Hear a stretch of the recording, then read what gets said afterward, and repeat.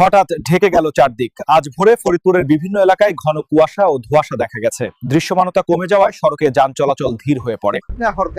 বিশেষ করে মহাসড়কে চালকদের অতিরিক্ত সতর্ক থাকতে হয়।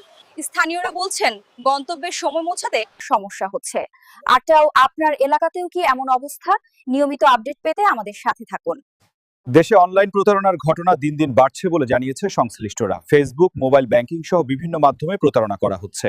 আইন শৃঙ্খলা বাহিনী সবাইকে সতর্ক থাকার আহ্বান জানিয়েছে। বিশেষজ্ঞরা বলছেন অপরিচিত লিংক ও অফার থেকে দূরে থাকুন। আপনি কি কখনো এমন প্রতারণার শিকার হয়েছেন? মহাকাশে নতুন ইতিহাস। আবারও সফলভাবে একটি রকেট উৎক্ষেপণ করেছে একটি আন্তর্জাতিক মহাকাশ সংস্থা। এটা প্রযুক্তির ক্ষেত্রে একটা বড় সাফল্য। এটি ভবিষ্যতের যোগাযোগ এবং গবেষণার উপর বিশাল প্রভাব ফেলবে। আপনি কি মহাকাশ প্রযুক্তিতে আগ্রহী?